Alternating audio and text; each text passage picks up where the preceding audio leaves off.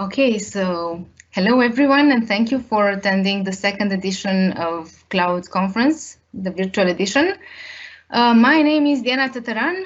I am the marketing manager of Avelgo, and also the conference coordinator and event manager of this conference. We would have loved to meet all of you in person on the 2nd of April, but due to these unusual circumstances, we see each other. Well, actually, you are going to see me online. Okay, so the Cloud Conference has generally focused on two topics. We found it really effective and useful for all participants to mix the business side of things with the technical tracks. As you may have seen on April 2nd, when we hosted our first virtual event, we focused more on solutions and strategies for the digital transformation that many of us need right now. This event will focus on the technical aspects of things. So the first two presentations will focus on, will be technical presentations. And the last one will be a really interesting one, showing you how you can deploy work from home workforce in really quickly, within a day or maybe quicker. I want to present you our three speakers from today. We will begin the first session with 𝘁𝗵𝘂𝗍𝗏 from Aleph. He will be speaking about monitoring techniques for Azure workloads, followed by a 10-minute break. After that, Michael Dillman from Palo Alto Networks will talk about container security. And in the end, Cosmin Tudor from Computaris will woo us with their solution for work from home workforce.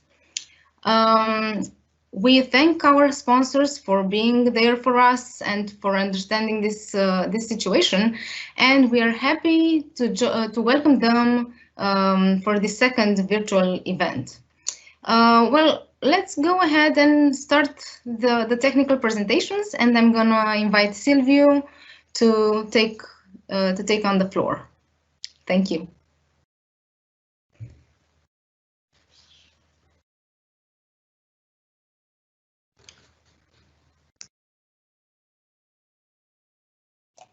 Thank you very much, Diana. Good afternoon, everyone. First and foremost, I want to thank you for accepting the invitation to this awesome event and showing a desire to learn more and have a growth mindset in general. My name is 𝘁𝗵𝘂𝗍𝗏. I work for Aleph Distribution, where I tap into the cloud industry on a daily basis. During my career, I've dabbled with a number of technologies as Office, SQL, SharePoint, and so on. I'm currently in love with Azure and everything related to Azure, so that's what I'm doing nowadays. Now, in terms of the topic of this session, I do hope that you are somewhat familiar with it. And if you are not, I promise that I will show you something cool that you can take away and sink your teeth in later. Essentially, what we will do today is to cover some brief concept of Azure monitoring ecosystem. Then we'll take a quick lap around some of the most interesting mechanisms used in here, and then wrap up our discussion by showing off the alerting and mitigation framework that is available. Now, they may say that you know, a slide is worth 1,000 words, and I believe that a demo is worth even more. So we'll dive right in and go just over a couple of slides, I promise, and then we'll get to the juicy part. Now, first and foremost, what is Azure Monitor? Put it simply, this is a native monitoring solution for Azure, and if you're using Azure for anything at all today, then it's there in the backend collecting data for you and making the analysis and the analytics. So there's an abundance of telemetry available today that's ripe for monitor. What you will get is the ability to monitor the performance, to troubleshoot issues, to use single pane of glass views, to have full visibility into your whole Azure estate, and the means to act when the problem arises, obviously. It also understands how your applications are performing, we'll see, and proactively identifies issues affecting these applications and the resources they actually depend on. So that said, Azure has some amazing tools that have continuously improved over time, but unfortunately, given the half an hour today, we will not have the slightest chance of going all of them. So we're going to focus on the ones shown here on this diagram. I chose this specifically because all of them are able to give you a holistic perspective of the environment in order to keep a proactive eye on it, while allowing you the flexibility of drilling down as deep as you need when you need to do a reactive analysis or troubleshooting. Of course, we're going to touch briefly some other points from this diagram in our presentation today. And speaking of this diagram, this is just the high-level view of what Azure Monitor is. So at the center of the diagram, there is there are the two data stores, the metric and the logs one. These are the fundamental types of data that use Azure Monitor. On the left side, we have the sources of monitoring data that populates these data stores. And we range from data about the performance and functionality of the code you have written down to the operating system nitty-gritty. This could be the metrics for the operating system could be running in Azure, could be running in another cloud, and can run even on VMs on premises. Now, we also have data about the resources and the subscriptions, and even higher at the tenant level if we think about Azure Active Directory. And as for custom sources, Azure Monitor can collect log from any REST client using a data collector API.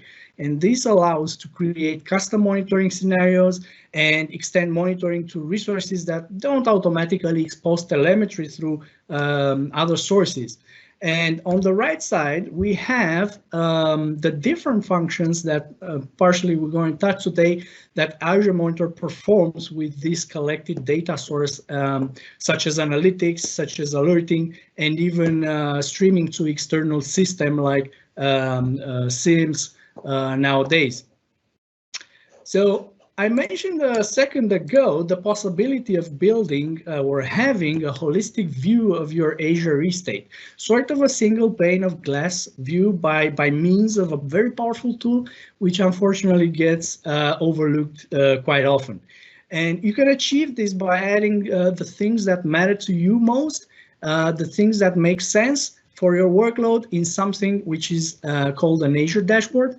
For example, if you have a web application and you want to see the latencies from different points of the world, or if you have a workload, a SQL workload that needs keeping an eye on the DTU, for all these scenarios and much more, you are covered with the dashboard. And you probably stumbled upon it either on the homepage of the Azure portal or in the in the bowels of the Azure Active Directory, just to mention the identity protection section, for example. In terms of creating these dashboards, there are two main ways. Either you start playing around with tiles and you customize them as much as you want, or you can simply pin different views that are being exposed in different parts of the Azure portal directly on the dashboard. And because the dashboard is nothing more than a JSON file at its base, we can easily take this definition file and share it across team and across tenants and everything. Now, let us jump for a second to the interactive part, because I promised you there are only a couple of slides and I want to make up to that.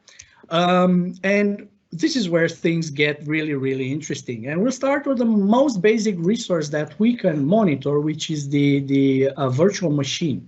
Now, what we can achieve here with Monitor Insights is monitoring of the VM and the virtual machine scale sets, both at scale and in detail. So the insights for the VM will analyze the performance and health of both the Windows and Linux VMs and monitor their processes, their dependencies on other resources and even external processes. And as I mentioned previously, It includes support for monitoring performance and application dependencies for VMs that are even hosted outside Azure itself. So we start at a high-level view with looking down on what kind of VMs we have onboarded into the monitoring agent and what number of VMs are not. This is just to grasp the completeness of our monitoring infrastructure and account for that. Now, obviously, what we want to really do is look at the performance. So we can jump into the performance tab, which exposes essentially a bunch of metrics and a bunch of charts that are comparing different VMs per the respective logical grouping. In our case, it will be a group. We can do a scale set also. So this is a great way to look out at it. Just for example, in a scenario where you have a load balancer and you have a bunch of VMs running in the backend pool, and you want to see how they are doing. Are they using the same amount of resource? Are they serving the same amount of traffic and so on? Just to make sure that the load balancer is working as expected. So this is great for overall comparison, but it doesn't necessarily give us the idea or the insight into one VM. So for that, we can pivot to this top end list chart, which talks about individual VMs. And because we're talking about individual, short of seeing some metrics and the corresponding numbers and trends for the metric that we selected here, we also have the possibility of observing different properties for that VM. So in case, for example, we have a trend for high CPU, we can look immediately and see, hey, is the machine property here? We have the correct hardware, we have optimal resources being allocated here in respect to the solution that's running on them. So that's all nice and dandy. We can look also at the log events, yeah, that are being pushed into log analytics, and we'll talk about that shortly. And we also see any alerts that might have been triggered on this particular VM recently. The next thing that we are going to get involved to in respect to monitoring the virtual machines is the dependency map. Now, the dependency map is something super cool, which allows us to observe all inbound and outbound connections to VMs coming, so inbound from outside going to the backend. And we can expand these logical groupings that they're automatically constructed and see more details about it. We can do also the same for the backend and so on. And in our case, I'm monitoring for the VMs that are part of this particular resource group. So as you can see here, I can get a very high level understanding about what's the connectivity to and from those VMs. So the circle representing the percentile of failed connections, for example. But obviously, we have the possibility of dwelling down in an individual construct, so taking the individual VM and observing the same output, the same input, the same output, but this time we can go even deeper, even at process level. So we can immediately see which clients call into which processes and which processes call into which servers in which backend and on which port. And this is very complex. We also see here the failed request, and we can immediately determine, for example, in a situation where users lost connectivity to the backend database, what happened? Is the process not able to reach the database, the web application process, for example, or is something else that's happening? But this is just the overview, so it's just glimpsing into where to go next, because obviously time is critical when something wrong happens. So when we talk about connections, we have the information available here, but we also can leverage something super cool, which is called workbooks. And because we're talking about connections, let's have a look at the connections in a workbook. So as you can see here, we automatically expose for a particular VM or all the VMs in this workbook information regarding average response times, average total bytes, and so on, failed links, and so on. So this is per computer, yeah. But we can take that visual representation that we saw earlier and go in that particular VM and look at the process. And from the process, we can look at the connectivity with the remote computer, and we can look at the port. And for each individual row that we see here, we can get additional information that can paint a better picture for us when it comes to troubleshooting. Now, that said, this connection workbook is not the only one that we can leverage here. So every resource type that is monitored by Insights in Azure benefits from a gallery which is pre-populated with a lot of workbooks. And of course, you can take these workbooks, improve on them, or you can create new one for yourself to suit your needs. All right, now, this is the VM part, but what about the application part? So what we're going to look next is something even way cooler, which is called the application insights. Now, the application insights has a lot of functionality baked into it. So we're going to look ideally and primarily on something which is called an application map. Now, application map is a service, is an application performance management service that you can use to monitor your application, and it helps you to detect performance anomalies. It smoothens the troubleshooting and investigation process. It has analytic abilities built in and helps you understanding how users interact with your applications in more detail. So this application map is the key of doing distributed tracing. The distributed tracing is something that allows you to track the dependencies in calls across multiple components, multiple resources, and even multiple microservices, if we talk about the serverless trend that we see today. And in here, we have an example of such a map. Now, what is really neat about it is that it absolutely needed no plumbing, it needed no configuration. All it needed it needed us to do is to instrument our components to use the application insights SDK and be done with it. So everything else it's patched in by the insights and automatically creates this chart. And because we talk about instrumentation, it's very important to understand that this is a very easy thing to do. Now, when it comes to application insights, all you need to do is just click enable. And if you are lucky enough to have .NET or .NET Core deployments here, there's absolutely nothing else you need to do besides enabling it, because in these two cases, we do a codeless attach of the SDK onto your already deployed workloads, and all you need to do is just select whatever you want to trace. For Node, Java, and Python, you need to instrument the application to use the Insights SDK. For Java only, recently there has been an agent that has been made available to use instead of the SDK in case you don't have access to the source code. For all of them, Node, Java, and Python, there's also a private preview that is being run. So in case you want to do for codeless attach these things instead of deploying insights through SDK, you can do that. So back to our chart at hand here.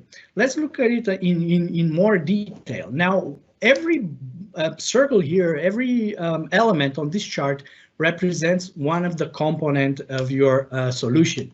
And this resource type can run on a single instance, can run on a multiple instance. As we see here, we can expand the group and see the details in it.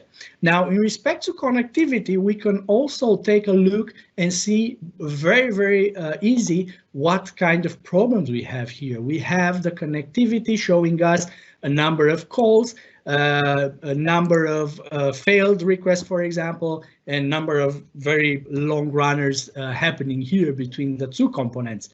And we are served with a panel in which instantly we can start investigating failures or performance degradations. And speaking of performance degradations, obviously failures are somewhat easy to handle as opposed to performance degradations where we don't have necessarily the luxury of discovering them during Q&A or dev stages. And application insights can do that in a jiffy. So we saw here a 20-second call, at least one, yeah, that's being shown on here. So let's get understanding, see what's more about it. And we click on this component and immediately we can see which is the culprit here. So we have a URL and it starts to investigate why is taking so long, why is it degraded in such a bad fashion. So once we click it in the performance dashboard, we have available information and metrics regarding operation dependencies and roles that are contextual to that particular component or to that particular call that we are analyzing. And we have also a chart here with the long running ones. Additionally, if the let's say performance degradation might be related to client side, we can also jump and switch between server side and browser investigation in order to get to the bottom of it more quickly. So what we do next? Well, we click on it. So how do we investigate next? Well, we have here a couple of samples that are being served, and they're called samples because they're nothing else than actual trace calls that are being automatically picked up and logged by simply instrumenting your application with application insights. And we see that most of them took 21 seconds, so there must be a pattern here, yeah?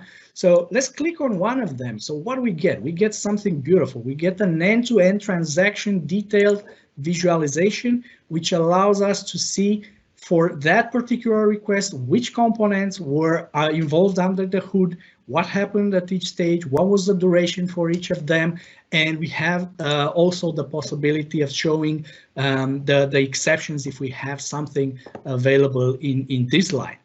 And if you are a developer, I'm sure you will appreciate something even more cool, which is called a memory trace profile. So the memory trace profile will immediately show you a hot path that will allow you to immediately drill into the place where your problem actually starts. And we have here also thread times, which are great for debugging. We can see also a timeline in case we have a very, very complex call stack that we need to analyze and so on. And if the information present here is not sufficient to give you the full picture about what went wrong, we can also download the trace and analyze it locally using WinDBG or other tools of your choice. And even more cool is that along with the trace itself, we get the symbols that are needed in order to match up the source code against the place where we are in the trace. So this is very, very interesting stuff. And as you can see, very fluent in debugging. If I try to go back all the way at the beginning, it's a very fluent troubleshooting flow and can easily get to the root cause of the problem. Now, on top of this one, we got a lot of other goodies inside Application Insights. We got smart detections. Smart detections are proactive tools that warn you about if we have performance degradations or failures based on anomaly detection. We have light metrics, situations where you have a workload deployed globally and you want to see how does it cope with the user load in the first hours.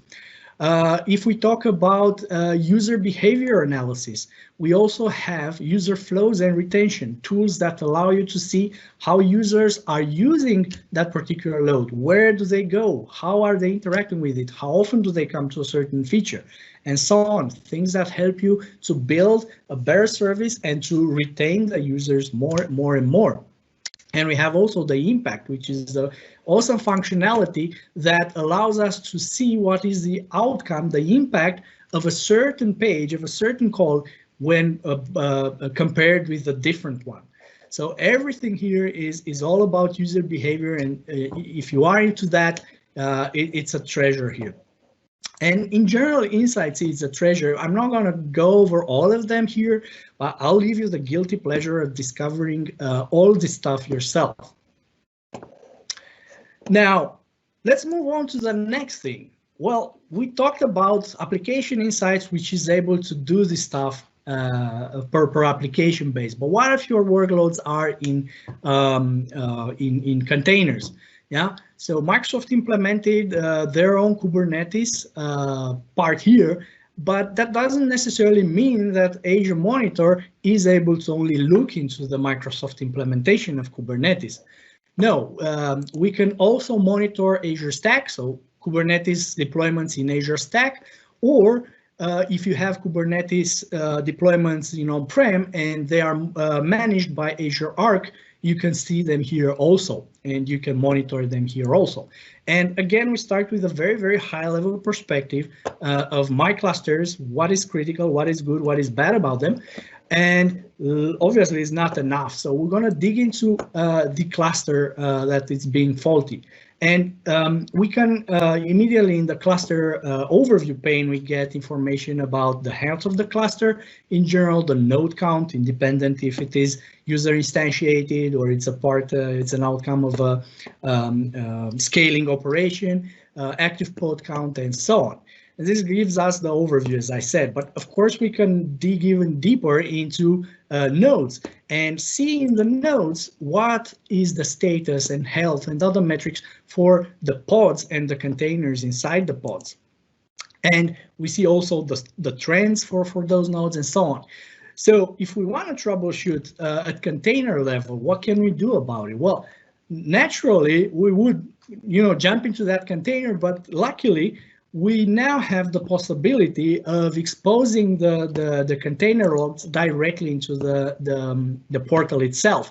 So if the problem is happening right now, we can jump into this and see what happens in that event, in that container, what events are transferring, what logs we have. Now, obviously, this is good, but if we had the problem happening a while ago and we just want to, start up a root cause analysis on it, we also have the possibility of going back in time through log analytics and viewing the logs associated with that particular component, being the log or container, in Kubernetes event logs. So we jump from context into the log analytics, and the beauty of it, as you can see, it automatically populates you with all the parameterization that is needed associated with that particular context that we looked into. This is easy, you can look into the details and get the good stuff yourself and troubleshoot further. But if you look at it from an end user perspective, you say, oh, this is a very complex query that we have here. Maybe let's prettify it a bit. Sometimes it doesn't work that well. A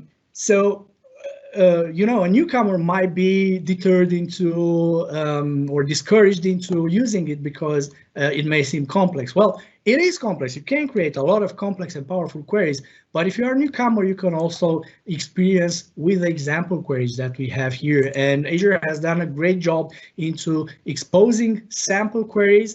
And we have also additionally query solutions that we can use here as samples. On the left side, we have the information infrastructure, if I may say so, for the resource types that are dumping in this particular workspace, because we can have multiple resources dumping in the same workspace independent of their resource type. And for example, if we have a table and we have no information, we don't know what it does, we can have an instant preview and look at the first 10 rows, for example, see what's it about, have a glimpse of it, and so on. But if we do a query, there's more than we get than the raw results. So if, for example, we do here usage by type, we get a nice, beautiful chart. Yeah, we get the results.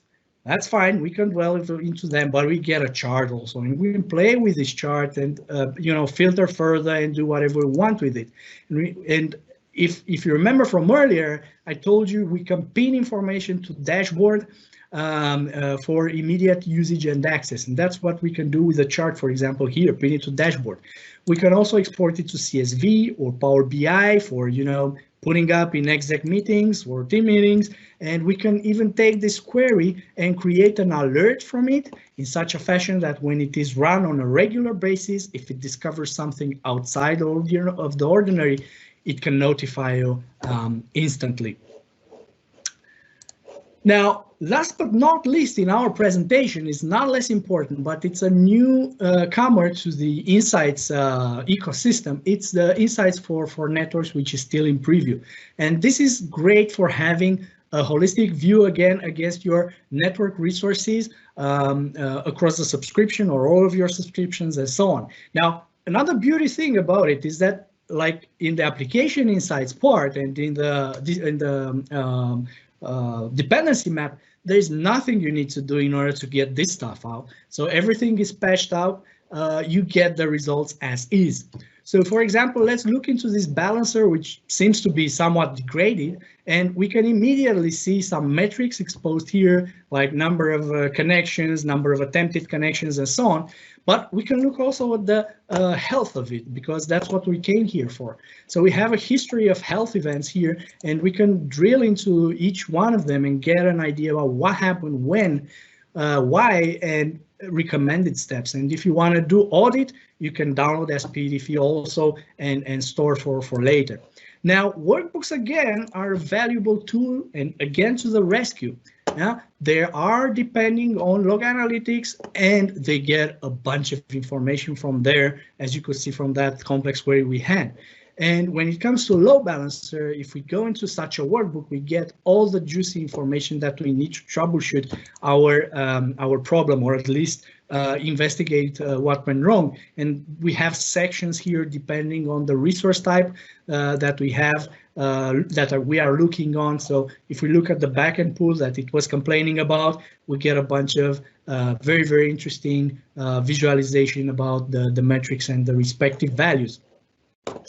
So again, back to the gallery, as I said, every Insights has a bunch of workbooks that we can dwell into. Now, this is all nice and good, but if you have, resources spread across the world, or if your business is with a worldwide footprint, it helps if we look at traffic analytics. Now, the traffic analytics is a totally different beast, but can be used for monitoring purposes. And essentially what it will do is it will look at the traffic that flows through your virtual networks by means of the flow logs that are captured by the network security groups. And we get a lot of information here in respect to communication between these VNets and subnets inside. We can have, traffic distribution. We can have the hits for the network security groups, the application ports, and so on.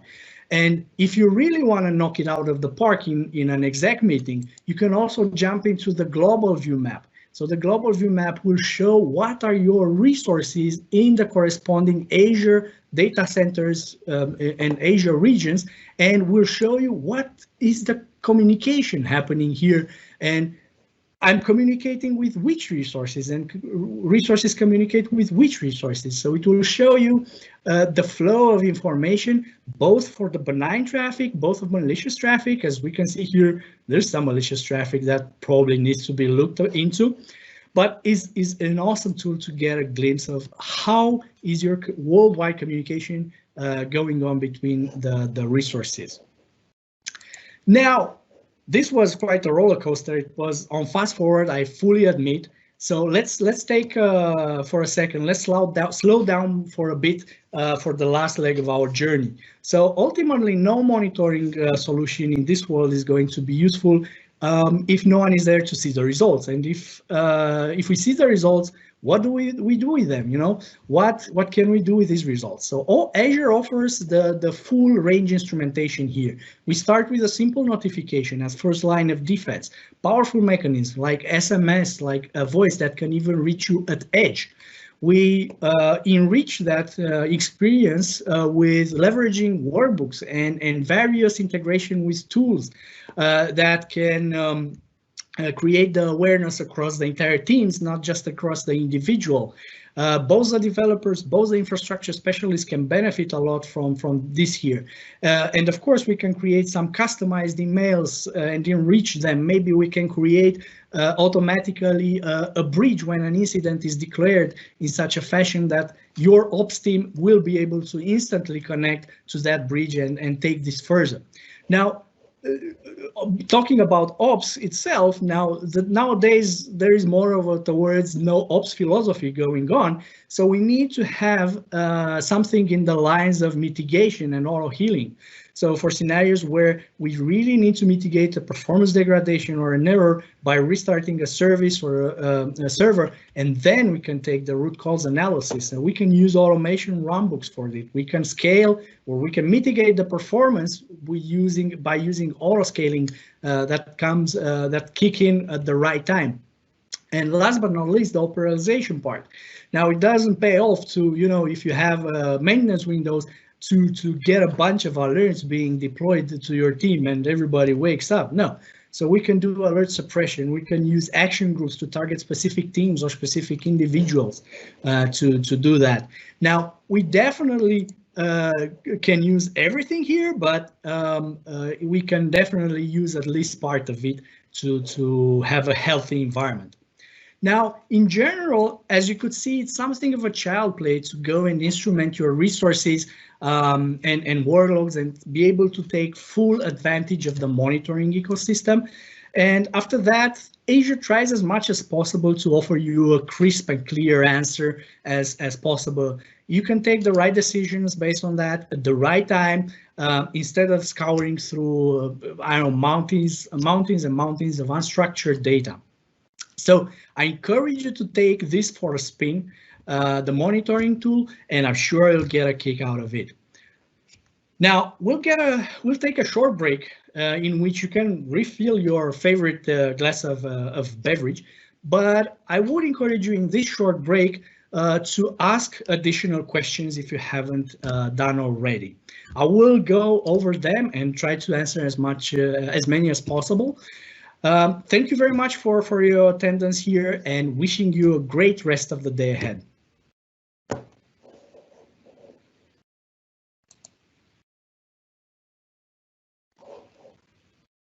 We will return for Michael's session, container security from Palo Alto Networks.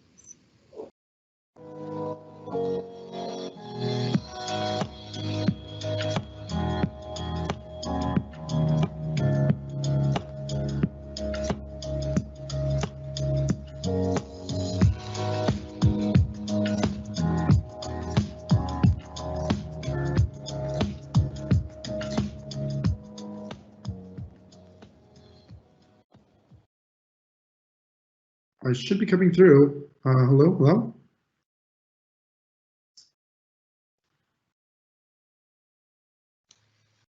Yes, we can hear you. Okay, great. All right, sorry about that. Well, anyways, let's go ahead and hop into it. Sorry about the tech difficulties. I am new to Teams, so I will accept the blame on that one. But anyways, my name is Michael Dielman. I am a part of the Palo Alto teams. And I am responsible for a product that's called Prisma. My background is technical, and that puts me in a little bit of a hybrid role now that I'm over at Palo Alto Networks.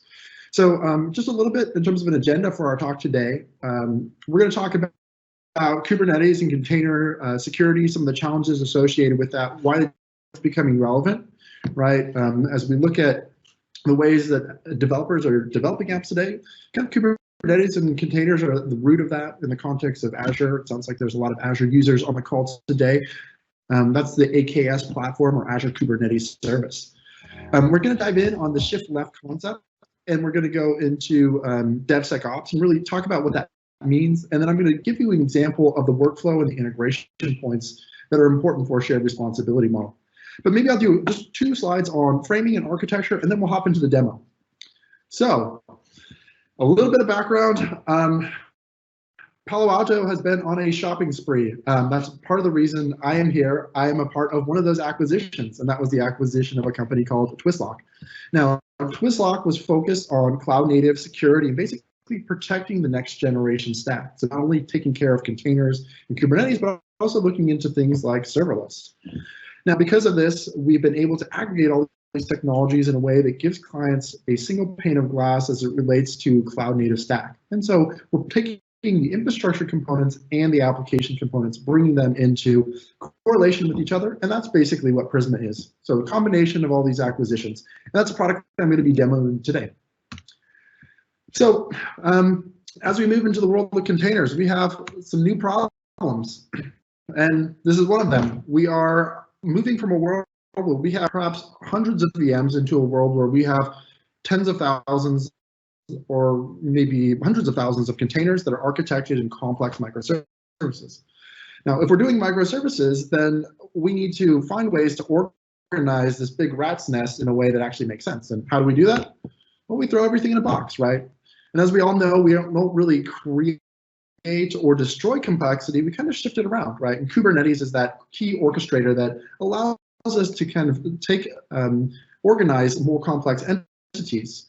Now, the challenge for us from a security perspective means that we lose visibility, right? And so if we lose visibility, then it's difficult for us to protect things that we can't see anymore. And that's really where one of the first use cases that Twistlock, now 𝗠𝗏𝗏, was based upon. Now, the second problem is really around the DevOps piece, right? If we are using DevOps, that means we aren't deploying packages every 6 months. We're moving towards agile methods where maybe we're doing multiple deploys per day. Now, if we try to apply a traditional security runbook model to an automated workflow, and there's any kind of manual configuration associated with that, we're always going to be lagging the actual current state infrastructure. And so we need to automate our security, right? If we're automating our development and deployment, we need to automate our security. And same thing, if we have new abstractions, that demands new technology for security, right? And these are the common questions that come up, right? Like, hey, I've deployed a package on a container on Tuesday, and how do I know that on Thursday there's not a vulnerability that has come out that exists that package? So as we go into thinking about that, we need to bring together both worlds. So we need to bring together the application estate with the infrastructure estate, so in terms of a full stack north-south perspective, but we also need to look at it as a full life cycle. And if we're just doing things at the end state, then what we're ending up doing is causing a lot of triage that we could have prevented upstream. And I always like to use an automotive analogy to describe that. If I have a car, 100,000 cars, and I've deployed them to the streets, and then all of a sudden there's an engineering issue, well, it's very expensive for me to fix that. It's much easier for me to go shift that responsibility left and go fix the design earlier before the cars are rolling off my assembly line. So what does this look like in the world of code? If we're looking at a DevSecOps pipeline, there are some key points where we're going to go ahead and want to establish certain checks and standards for acceptance. And we believe at Palo Alto that we want to do that as soon as possible. And that starts with the developer and giving them the tools that they need to scan and check for compliance locally on their laptop, right? Being able to integrate into any Mac OS, Windows, or Linux host. The next logical point is as we push that code into a build agent, something like a Jenkins, for example, or perhaps Azure DevOps if you're using the Azure native tools. Right, as you go into that CI/CD pipeline, that's another area where we can go ahead and say, hey, well, Mr. Developer, you haven't met the bare requirements for application acceptance. As a result, you got a little bit of work to do before we're going to allow that to get pushed to the next stage, which is the container registry. Now, the container registry is important because these are images that have the ability to be pulled and instantiated as running containers in your runtime environment. And that basically explains the last two checkpoints that we have as we get closer to our production, right? And that's the container registry. And then finally, we have the runtime.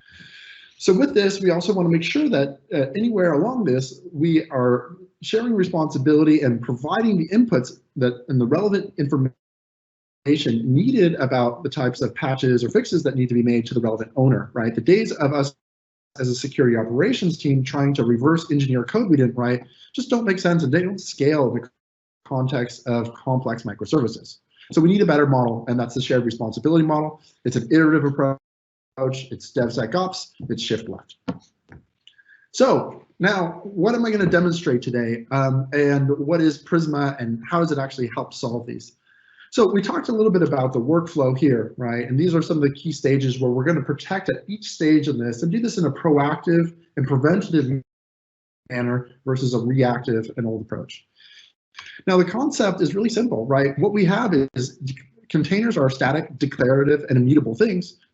So why don't we create models that are also static, declarative, and portable so that we can go ahead and whitelist approach to our container security versus doing blacklist for everything, right?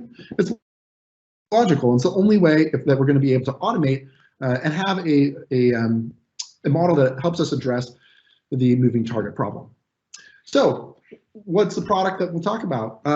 So this is 𝗫𝗏. 𝗫𝗏 contains 3 components. It contains a console. It's a UI. That's basically where I'm going to spend most of my time clicking, but that's also the API server. And this is doing a couple different functions, but essentially is where we're going to set policy and see the results of that policy as we enforce it. But it's also going to act as the integration point for things like user access management systems. Obviously, we have complex teams and org structures that we need to import. We also have to make sure that we get granular with our alerting to make sure that we don't spam everyone. So the console is the key component. That's going to be the key integration point for us, and we'll spend most of our time there. Obviously, everything's backed by an API. If I can click on it, it needs to have an API. That allows, once again, us to enhance the way we automate. Now, the other component, as we get into containers, if we need to regain that visibility, essentially we do need a shim. We need an agent at some level to recapture that visibility that we're losing by abstracting with Kubernetes. And we do that, big surprise, with a container, right? The container in the context of Kubernetes is installed as a daemon set. And so that means if I spin up or spin down my cluster and adding hosts here or there, we're automatically going to go deploy, and then we're going to inherit the policy that we've already set onto. Now, this defender has some capabilities and is basically able to act as an intermediary between the container as it negotiates with the underlying kernel for resources. And that way we can even actually proactively block or prevent containers from instantiating if they're failing basic checks. This also helps us ensure that nothing gets deployed into your runtime environment without first having been. Now, there are a couple integration points. The last thing I'll talk about, first of all, is the intelligence stream, and that's quite obvious, right? We have 30+ feeds of information, but this goes deeper, right? This is crypto miners, these are malware signatures, these are black IP addresses. This is not only the major language feeds, but it's the package managers associated with them. So if there's zip, tars, jars, we can go out and inspect those as well, in addition to the open source and proprietary feeds that we're ingesting. And then obviously we're normalizing that information so you don't spend the time chasing down garbage. Now, 3 integration points. I'll talk about the developer experience very briefly. I'll talk about the integration with Jenkins and CI, and then I'll talk about the runtime. But let's hop into the product. Great. So I've got an application up and running. This is the sock shop complement of Weaveworks. I've got a registry running, Splunk and Jenkins, and this is where we're going to spend most of our time today. And this is the first view that you will see when you go ahead and you install 𝗫𝗏 for the first time, right? Once I get that console installed and the defender installed, right? These are simple containers. What I'm going to do automatically is build a map of every container that's in my infrastructure and how it's communicating with all the other containers and microservices, whether those are containerized or not. Now, what we can do from this view is actually zoom into any specific namespace, right? So we can see here we have different namespaces, but sock shop, for example, is something that we can zoom in on. And this becomes kind of an important topic as we think about most organizations are going to have shared clusters set up, right? We aren't going to set up one Kubernetes cluster for each individual team. We might combine dev test environments, or maybe multiple teams are using the same dev environment, and they need to make sure that we have enough granularity to look only at your stuff. So we have all that capability in terms of projects, and that's probably another topic for another time, but we need to be granular there because access control is quite important. Once we have this model, and I'll just zoom in on this, we have the ability to click on any of these containers and automatically see the results of the scans that we've done. And what we're doing as a part of our machine learning and AI is basically doing 2 things. We're statically modeling the container. There's information that we can abstract or extract from a container doing a static scan, but there's also a lot of information that's super useful around that we can get from a dynamic simulated runtime of that container. What we do is we take 2 of those models, the static and dynamic learned, and we combine that into a whitelist model, which then we can enforce. That's basically the backbone of the project. But from the UI, we have the ability to go in and look at each individual container from a vulnerability perspective. We can dive into compliance, apply things like the CIS benchmarks for Docker, for Kubernetes, for Linux. But we can also provide more detailed and granular views in terms of showing you which vulnerabilities are being injected in which layer. This is really helpful as we get into actually having something tangible that we can do. And as you can see here, we can expand this and look into even files, unpackage them, and see which specific vulnerabilities are associated with that. Enough intelligence, obviously, as you would expect, if we're operating in a layered file system, and there's something that we add in a top layer, but it's removed in a lower layer, we can go ahead and remove that as a false positive. We don't want to waste time. So if we go back out and we look at this 𝗏𝑠 image, right, and 𝗏𝑠 is communicating with MongoDB. It's also communicating with orders. In addition to providing information with the on the container itself, as we saw in vulnerability and compliance, and kind of building this model, what we're going to be doing is also statically and dynamically understanding the processes that are happening. And we're going to look at the MD5 hash sums and make sure that these match up. So there's no spoofing in terms of process name. If there's a parent-child process, we're also going to be able to make sure that it's has the exact origins and the right user privileges, so that no one's escalating privileges and gaining access to other things that they shouldn't, or running commands that are outside of the processes that should normally be happening for that container, right? Same thing applies to networking, and I showed you all those pretty lines that are connected, right?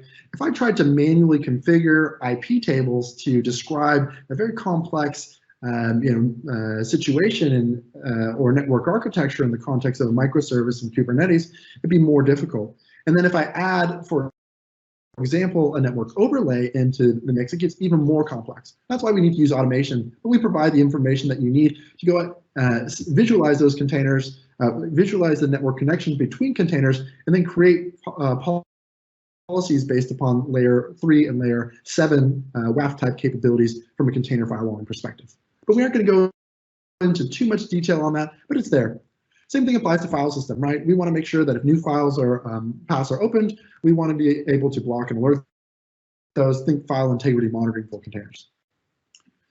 So we see this map of our container estate, but we don't stop there. We want to give you visibility into also what's happening at a host level. So it's one thing to have very secure containers, but if we have insecure hosts that those are running on, that's another problem. And then the same thing, we also want to be able to enable you to do discovery across your entire cloud estate and get a global view.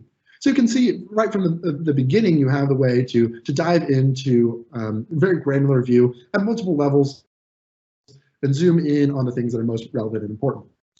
Now, as we get into, that's great. Well, now we have a perspective on the environment. Now, I've got Prisma installed. I have it looking at my entire estate. Now, how do I zoom in on the things that are important? And I want to touch on 2 use cases that we see clients really gravitating towards, either in the context of a POC or pilot.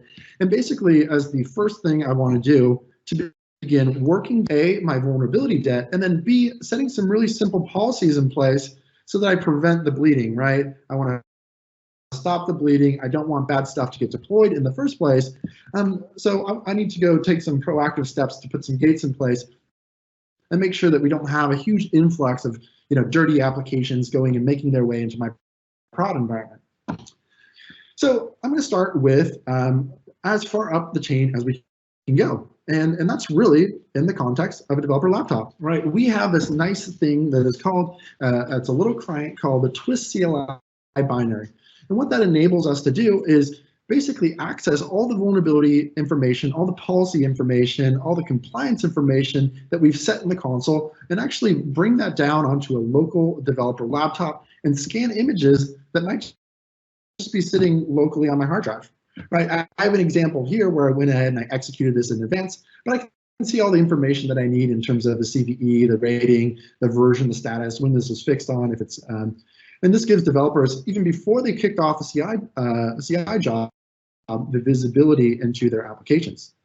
Now, if I go ahead and say, okay, that's great, but let's zoom back out into a shared responsibility model. It's great for my developers to understand that, but we need to kind of come full circle and make sure that me as a security admin can also see the results of that. So if I go in and I look into my monitor section, this is where we're going to look at our vulnerabilities, and we go back into our CI job, and we can see, as soon as this refreshes, that I just ran a scan on MySQL latest, and I can see that it has about 34 vulnerabilities, but this is the result of that job. I kicked that off at about 30 or 40 minutes before I was actually supposed to present, and here are the results. The nice thing is I have that exact same output here in the context of the product, right? So I have that same visibility and view. We can create alert profiles on this, and we can go make sure that the right information is going to that. And we have from either a security and ops perspective and a developer, the same information going into a conversation, right? So I always say the 𝘄cie HI binary is kind of like being able to check your homework before you turn it in. Same information around compliance. We see we've created this image with a root user. That's not a good thing, right? And so we want to go ahead and find some way that we can remediate that. Same thing as it relates to the layer view. So that's great. So that's our first integration. And that's, if we can go ahead and give developers the opportunity to check their homework, then we can go ahead and prevent a lot of stuff from even getting pushed into a CI build or then making it into our registry. And that brings me to the next stage is, okay, well, the next stage is obviously Jenkins. I have applications that I'm going to build, and Jenkins is the most commonly used open source tool for continuous integration, continuous deployment. Well, we want to provide developers with these same capabilities to go in and look at a container image, for example, this Hello Python app, and integrate the same type of checks that we're doing into that build cycle, right? So as you can see, I've just added a stage. That stage is going to kick off a scan, and in that scan, we're going to do that static and dynamic modeling that we talked about. Now, if I look at the last build, and what we can see here is we have the exact same information represented in the context of the tools that I already used. But obviously, we need to complete the circle. If we're going to do DevSecOps, we need to have shared responsibility. And that means closing the loop up here and making sure that the results of our CI jobs are also being piped into the same thread. And here we can see I kicked off this Hello Python job. I actually did that yesterday, but we can once again see that this is the same result, and this is consistent with what we're seeing over in our Jenkins. So this is great, all fine and dandy. Right, so we've got 2 integration points. If we can set some simple policies before we're in the CI, either in the CI/CD pipeline, that means that as we look into the next level of granularity with our registries, we can make sure that we can prevent things from actually getting pushed into the registry. So I can see I have multiple registries and multiple repositories. Prisma can be used as an aggregator for multiple registry technologies. We're completely agnostic in terms of the flavor of registry you use. We're completely agnostic in terms of the CI tools you use. We're completely agnostic in terms of the flavor of Kubernetes or containers you want to use, or container orchestrators, I should say. We have a registry view, and you can see here I've got a Nexus repository. I'm not logged in yet, so we'll go ahead and skip that component right now. But you can see I have a registry here, and this would be kind of our next logical checkpoint. And then obviously the last gate would be, all right, let's think about what's actually running in our environment. It's great to know that we have hundreds or maybe thousands of images in a registry, but an image isn't inherently a risk to our organization, right? An image just has the potential to be run, and then that executed container is actually what presents risk to our organization. And that's where we have the ability, which is something no other code scanner really has, to correlate our runtime environment with what's happening in our pipeline. And that really helps us solve that question. I've deployed a container on Tuesday, and how do I know on Thursday a new vulnerability hasn't come out that affects that, right?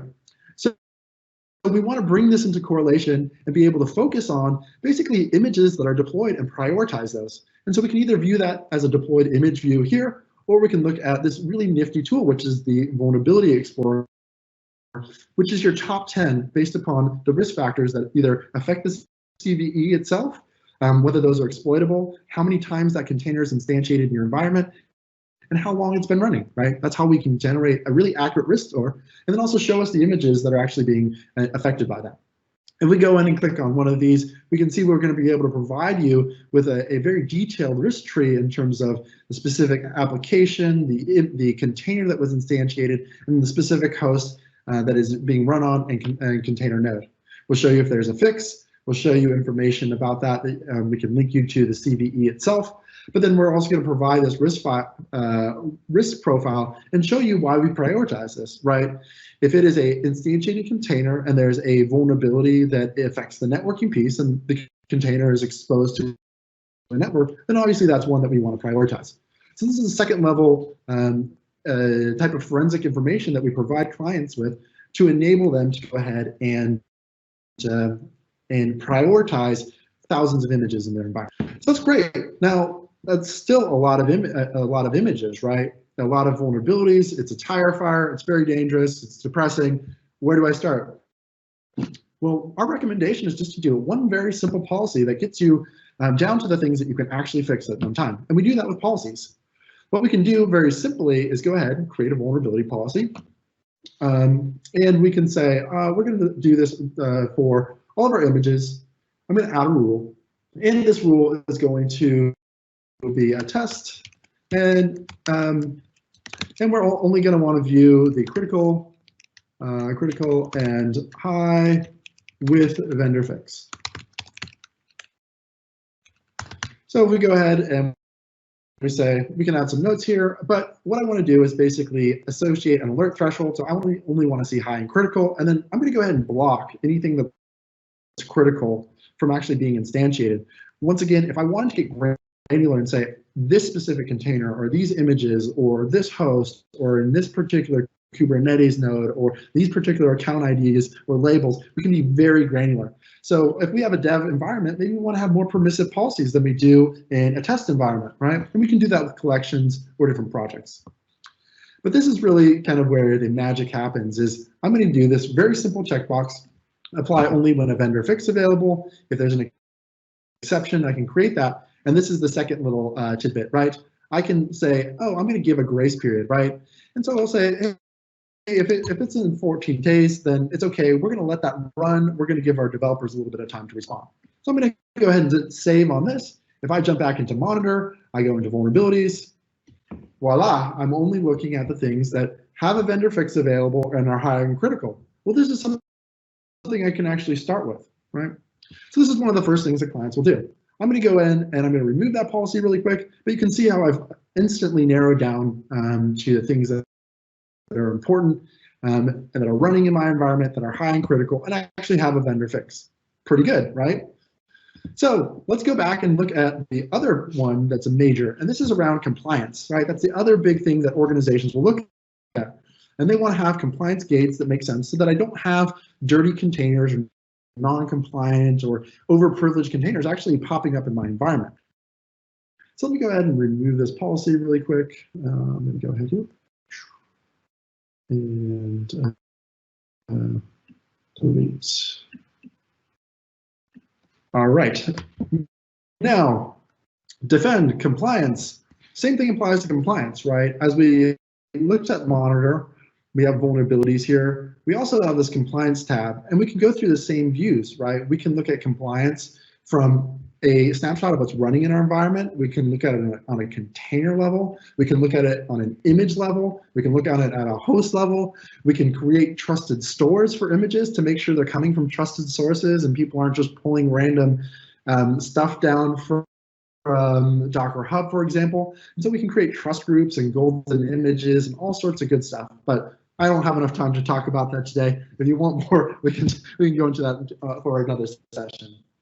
Now, so if we dive in on the last thing is, okay, great. So we have compliance, we have a visibility in terms of our compliance overall, and everything that we see here, we can obviously report and export into any type of reporting so we can keep management happy and show them how compliant we are and show them how we're burning down old compliance debt. That's one way to do it. Now, there's also a way to be more proactive, and that's by setting some simple policies. And this is my favorite thing to do with clients as we dive into a pilot. Let's go to compliance. We're going to go ahead and we have containers, host, images, and we are going to go ahead and just create a rule for our images. And we have a test rule, and we have different templates out of the box. So if I need a template for GDPR, cool. We already have the suggestions. We've codified the checks that are associated with GDPR that obviously apply to Kubernetes and Docker. It's not your entire GDPR audit, but we've included that information, codified that into automatable checks that you can actually run and execute in your environment. So we have that for PCI, we have it for NIST, we have it for HIPAA, and then we have different compliance sections for things like the Docker benchmark for containers, for CIS benchmark for Linux, for Kubernetes, etc. But the first thing I like to do is let's go into an environment and let's just check on this. Let's make sure no containers are running as root. Well, it looks like this is set to ignore right now, but if I simply push this to block, then what this means is, and I apply this to overall my entire infrastructure, if there's any container that's deployed with a root user, then we would go ahead and block that. We would prevent that from starting in the first place. And obviously we know we don't want a non-root user because a non-root user can escalate privileges and basically own the cluster. Same thing with container running as root. With these two checks and hitting save on this, I can basically take the biggest, one of the biggest gaps in my security out of play. And in addition, I can also apply this to my AKS cluster. Maybe I have a Kubernetes cluster running in Amazon, or a vanilla Kubernetes cluster that's perhaps running on OpenShift on premise, or something else like that. But we apply the same policy to multiple environments and make sure that we're being consistent and we have something that's actually enforceable. The other one that I like is secrets. Sometimes people get lazy and we put a secret in clear text. We can actually go in and before a container is instantiated, go ahead and see it, identify a secret in that container and prevent that from being started, because guess what? We're showing the most valuable pieces of IP, right? Maybe it's the access to a database, and we're just putting that in plain text. And that's something that's also quite dangerous. So we can go ahead and save that into a policy. If we hit save there, then basically those things would be instantiated. Once again, these are two simple things that we can do to stop the bleeding and begin to burn down vulnerability and compliance debt. And we can push those checks upstream all the way to the developer laptop. We can go into the CI cycle, into the registry, and then finally into runtime. So that's a little bit about some of the low-hanging fruit from a Prisma Cloud previous twist log perspective.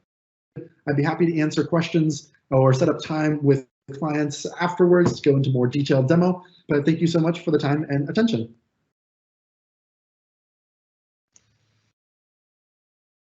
Okay, thank you, Michael. And if during the break some questions will pop up, please answer them. And in the meantime, we are preparing for the last session of this edition. And we will welcome 𝗂𝗏 from Computaris to show us how we can deploy work from home solutions in less than a day. Okay, so see you in 10 minutes.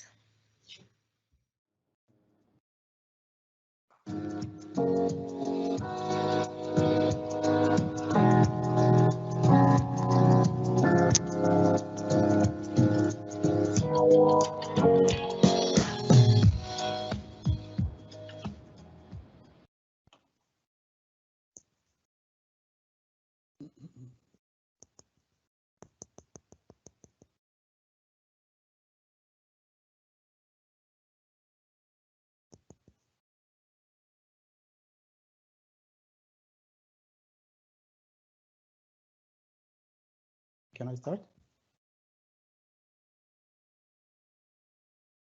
Yeah. Yeah, okay. Hello, everybody. Thank you for joining us today. My name is 𝗂𝗏 and I represent Computaris. And in the next 30 minutes, I will show you a modern digital turnkey solution that allow companies to work remotely. A solution easy to use, with a short deployment time and with a strong security too. First, a few words about me. I'm the business unit director for the Cloud and Managed Service Division in Computaris.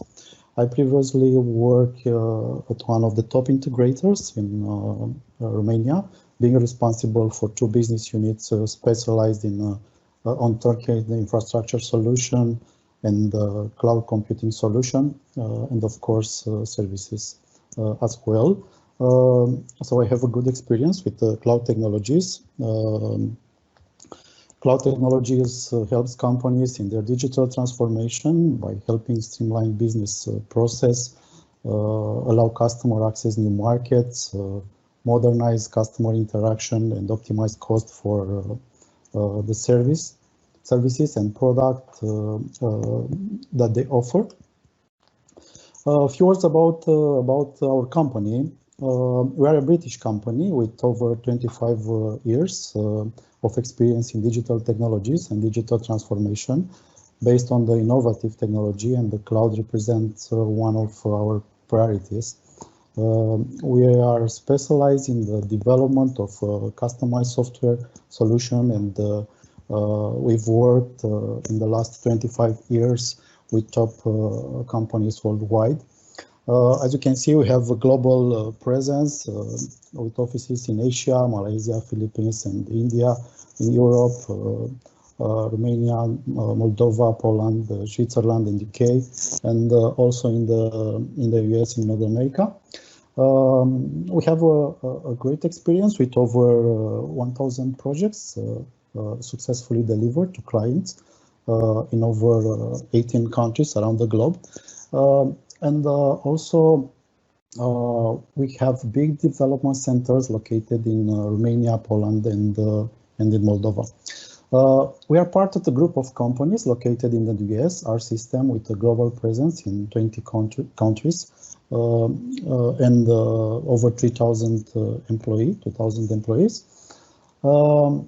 Our cloud experience is based on a series of complex digitization and cloud migration process, and with some big projects. We have over 50 specialists in multi-cloud technologies around the world. We deliver to our customer end-to-end solutions, starting with the consulting phase, transforming and migration to the cloud, operation and optimization, being also covered in our solution. So we offer basically turnkey solution, and we have a strong partnership with all the major cloud vendors. For example, we are Microsoft Gold Partner on several competencies. Also, we have, as you can see, a wide range of partnership with other top vendors, and our experience. We have a good experience in important vertical industries such as telecom, digital media, healthcare, banking and finance, retail, and also in manufacturing. And we believe that the solution we have already offered globally can also help customers in Romania in their digital transformation process. And together with top vendors such as Microsoft, we can deliver valuable solution to help local companies in their business transformation journey. In addition to our practice of digital transformation and migration of workloads to the cloud, we also have a good practice in transforming application and modernization them in order to benefit from the power of cloud technology. We can help modernize application using innovative technology based on microservices, thus providing agility, scalability, and portability for these applications.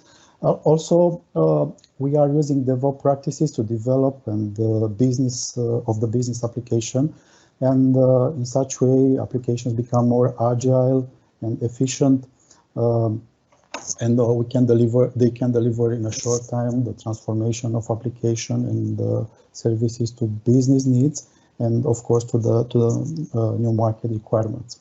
For all these practices, we offer complete implementation, operation and administration services, 24/7 technical support and optimization as well.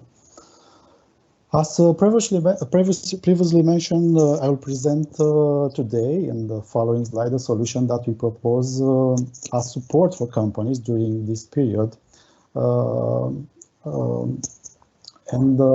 With this solution, companies can expand their activity more and more to work from home.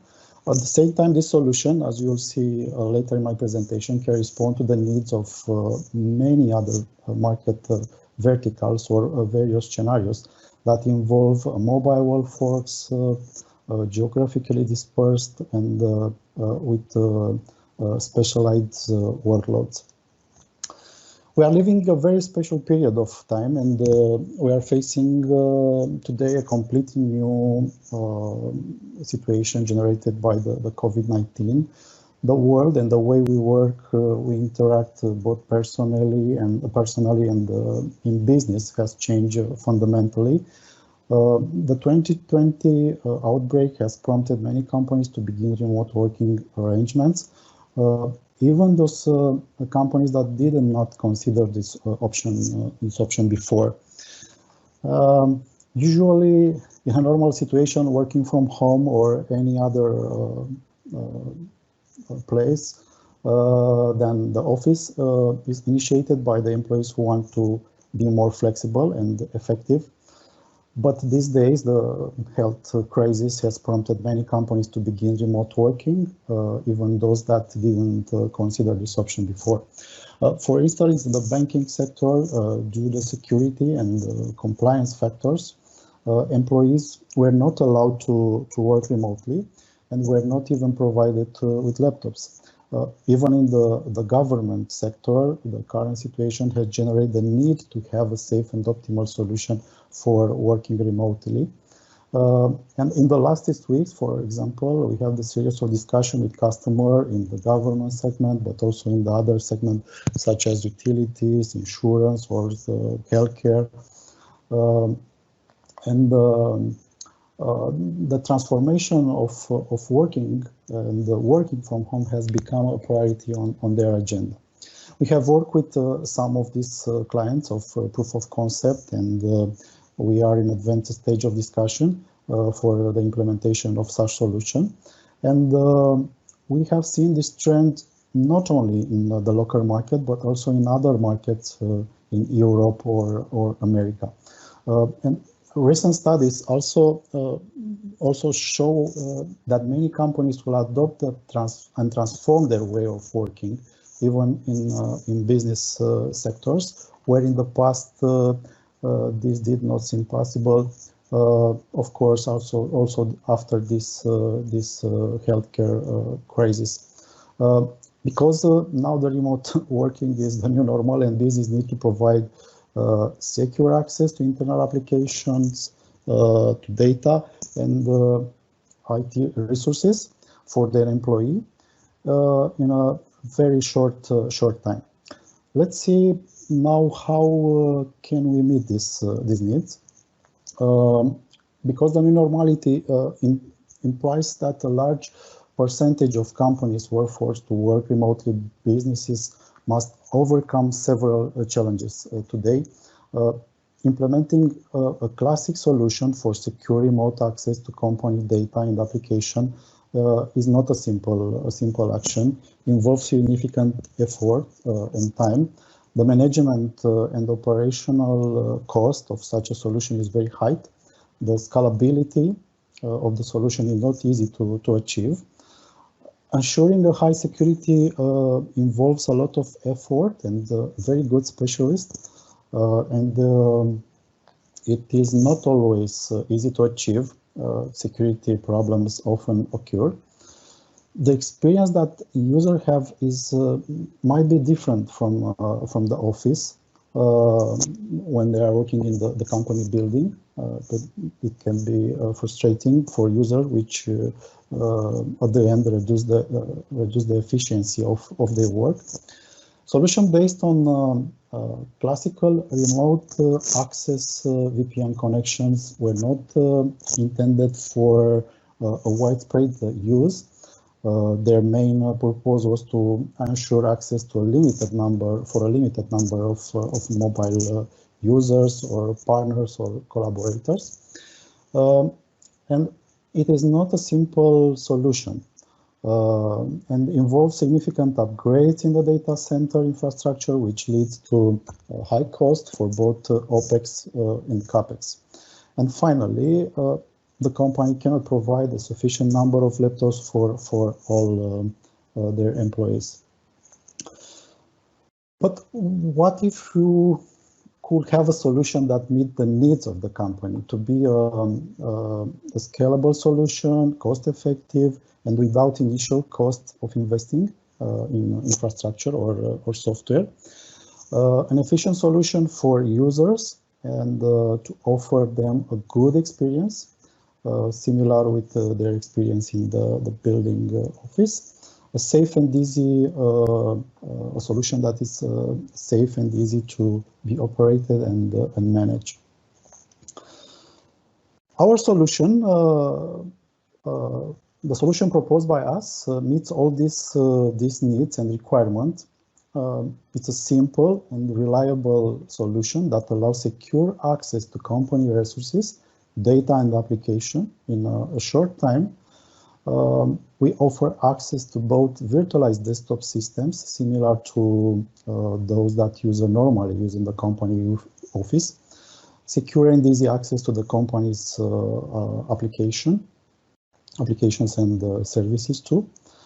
It's a turnkey solution covered by 24/7 technical support in the operation, and is based on top technologies vendor. I'm talking here about Microsoft Azure. The solution can be used in many scenarios, meeting the specific security and compliance requirements for the financial and banking segment, for instance, healthcare or government field as well. It can cover the needs of companies to provide secure and fast access to resources, application and services for the mobile workforce, partners or their collaborators. It's also suitable to companies with a large geographical coverage, or for example in the call centers, or companies with a lot of branch offices. It allows access from a wide range of devices, and because company cannot always make laptops available to employees for remote work, this solution allows access to company resources and application in a secure way, even from the employee's desktop or personal laptop, or from other companies' laptops or desktops, which means at the end a significant saving for the company. It also delivers a good performance and can be used in specific design scenarios, or even for application in construction, CAD application, or even in software development. Also allow access to all the obsolete application that the company already have deployed in their data center in a very secure way. What the solution offer? Digital Secure Workspace is a turnkey solution that provides a comprehensive desktop and application virtualization service running on the cloud. Can be used on a wide range of devices with a simplified management compared to the classical VDI solution. For example, offers multi-session access for Windows 10 operating system. We'll see later what this means in more details, and what benefits it brings for customers. It's optimized for Office 365 and offer an experience in interacting with Office Suite application identical to a physical desktop, which is a big advantage.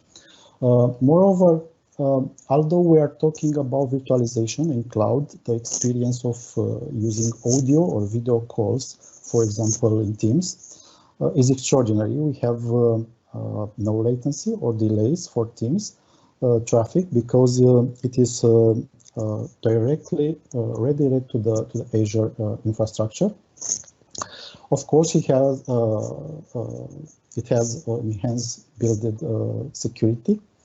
And the installation and configuration are very easy, because the management component of the solution are offered from the platform as a service, not from the IaaS like the usual VDI solution, for example.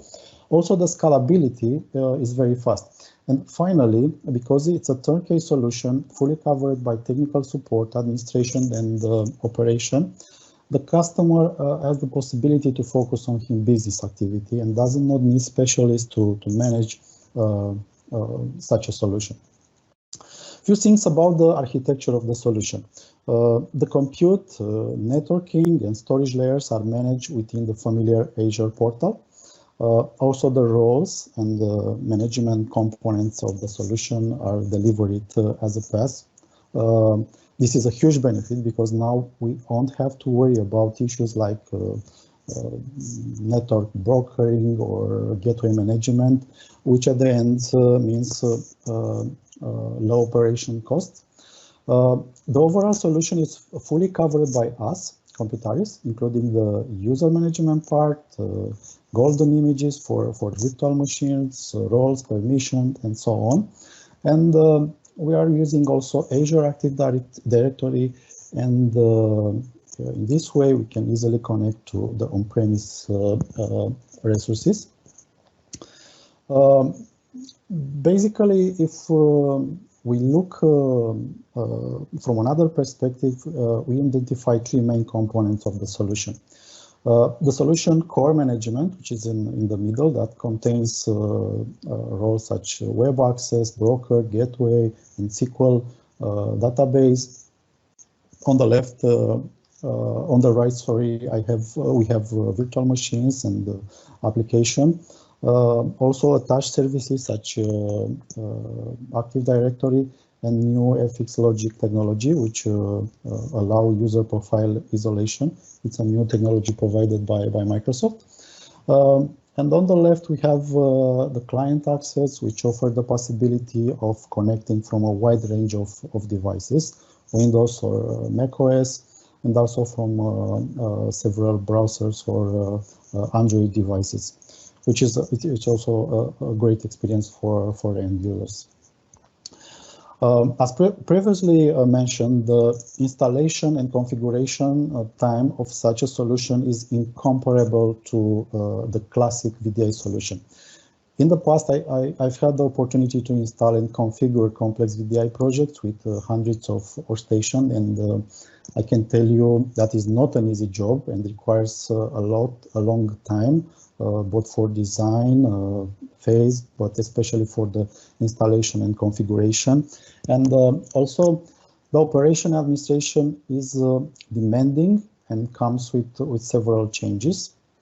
The classic VDI solution is based on IaaS solution, so you can which involves the administration and operations of all components and role inside this solution. However, the current solution offered by us is based on platform as a service and offers a major advantage in terms of installation and configuration time. It also offers increased scalability, which is also a major advantage. And last but not least, the cost of the solution is related to the consumption. A customer has and he will pay only what he uses without any initial investment cost. The solution offers the possibility to install several operating systems at the client level. You can install desktop and Windows Server operating system like Windows 10 in a single session and multi-session. You'll see later what multi-session means and which advantage it brings. Windows 7 single session, Windows Server 2012, 16, and also 19. An important thing to mention about Windows 7 desktop, as it is now the support for this operating system already expired in January this year. At the company's level, there is still a large base of desktops installed with Windows 7, which exposes the business to security and compliance issues because Windows 7 no longer receives security updates from Microsoft. This exposes company to increase its security risk. Also, for many companies, migrating from Windows 7 to Windows 10, for example, is not always an easy task. and then it takes a longer time for this upgrade. The cost to have active support for Windows 7, as you can see here in the slide, in our on-premise deployment, is quite high. However, migrating on-prem Windows 7 workloads to Azure brings a tremendous benefit for companies, because companies receive 3-year extended security update, which is included for Windows 7 VMs running on Azure. This is an important aspect to consider for customers who still have Windows 7 operating system. This solves not only the possible security problems, but also comes with a significant reduction for each workstation with Windows 7 in terms of money, of course. Another major benefit that is based on new technology offered by Microsoft is Windows 10 multi-session. This allows full access to Windows 10 experience while taking advantage of the cost efficiency of sharing computer resources. Multi-session allows significant saving in computer resources. Instead of many small dedicated VM, we can deploy few large shared VMs with higher utilization and, of course, a lower operational cost. Let me explain why. For a single session deployment, as you can see on the left side, you'll need one small VM per user, which usually ends up with low utilization. And on the right side, for a multi-session deployment, you can have a larger shared VM to support multiple users, so that you have higher utilization, as you can see here on my slide. In addition to that, since you'll have fewer VMs, you can also expect lower operational cost, of course. And as a result, for a multi-session, we can expect that the cost to be around 30% of a single session cost, and this is also a big advantage in terms of money, of course. Integrating video conferencing and collaboration solution into classical virtual desktop solution was a big challenge. From my own experience, I can say that in order to have, for example, a functional integration at the level of video conferencing application and the peripheral systems, including video cameras, microphone, or headset, it takes several weeks. Also, the bandwidth consumption was high, and at the end, the user experience was not very good. But now things have changed significantly, and the digital workspace solution offers an experience similar to that of a physical desktop. Native integration with the Office 365 reduce audio-video calling, CPU load, and also Azure network consumption, because they reside both on the Azure platform. And now the required bandwidth is comparable with a USB connected device, for example, and the framework video rate can reach up to 30 FPS. And of course, at the end, it offers high performance and low video latency for audio and video calls, which is a great experience for users using this solution. All these benefits, combined with the fact that the user application also benefit from a high performance, give to the user the possibility to work efficiently, securely, and from any location. I will mention here as a short recap the main advantage. This solution allows user to connect from any device. Allow extremely fast logon times, because digital workspace solution use a containerized user profile provided by FS Logics technology, and the net result is extremely fast logon. But experience also is great. Actually, we have the best experience for Office 365, and for example, email, calendar, and the Outlook performance is similar with using Office 365 on your Windows client. In terms of security, first of all, let's remember that this solution is based on the Azure technologies. And this way, it benefits from all the security features that offered by Azure. Security services can be easily be configured through Azure Active Directory, like multi-factor authentication, conditional access, and so on. There are three security advantages which belong to the solution. The attack surface is reduced because the solution uses reverse connect technology. Essentially, that means it's not necessary to open inbound ports to the VM's level. So there are fewer places for bad actors to attack. Also, the ability to define a role-based access means we can parse out administration tasks and also protect most sensitive user groups and workloads. And finally, user sessions are isolated even in a multi-session environment, which creates a great security. And because this is a turnkey solution, it benefits from the managed security services offered by us, by Computaris. Thus, customers can benefit from a safe and a very reliable solution for them. Because the solution is provided from the cloud, it benefits from all the advantage it brings with the cloud. Cloud economics, it's another benefit that comes with the digital workspace solution. For an on-premise virtualization, customers have to invest and build infrastructure to peak demand, like you see here in my slide, and hence incur high upfront capex costs. Whereas with cloud, we can pay on monthly basis for actual capacity consumed.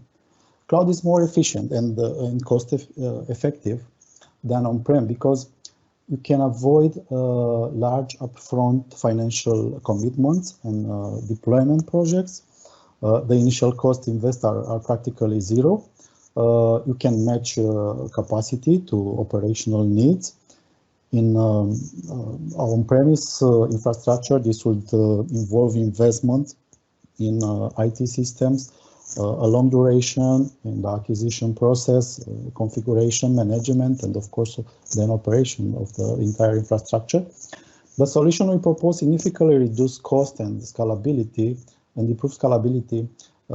Actually, scalability is more agile and is fully aligned with the business specific needs.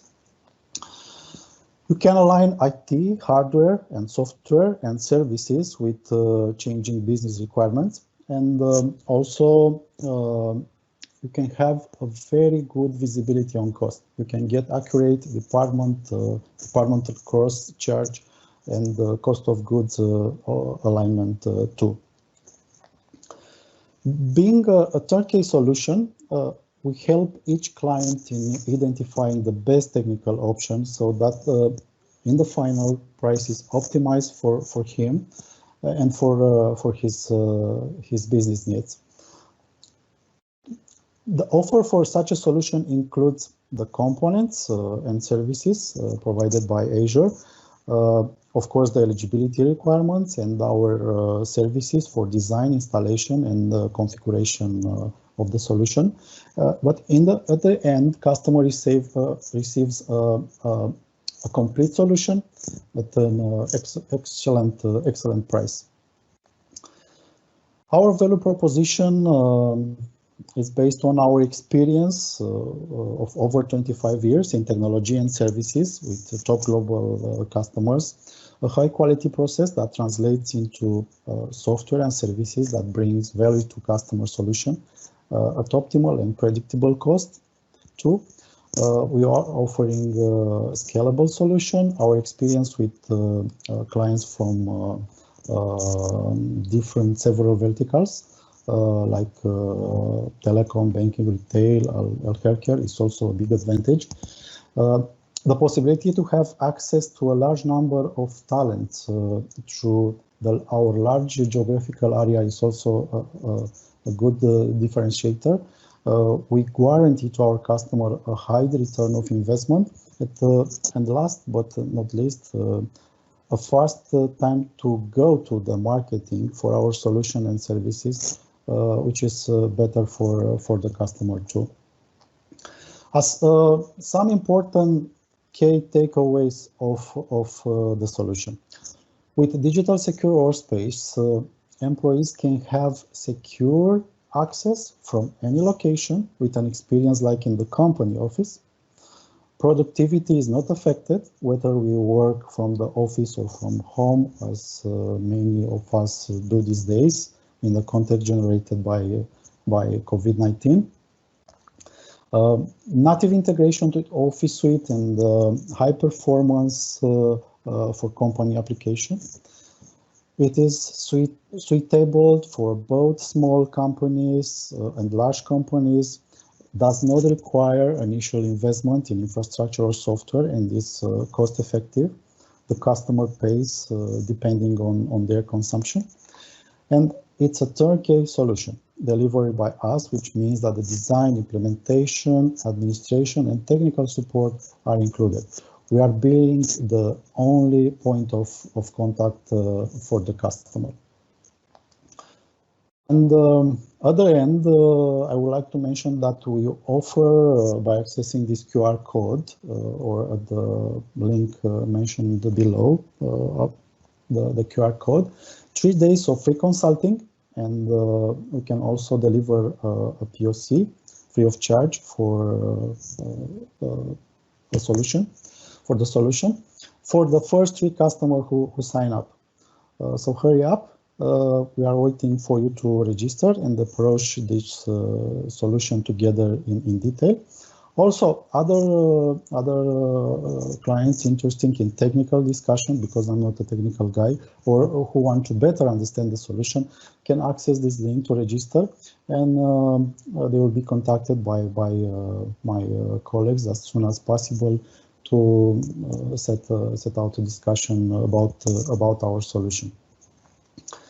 I don't know if you can answer all the QA question now, but we'll definitely give you the answer later by chat or by email. Thank you for your participation and for your attention. Thank you, Cosmin. So this is it.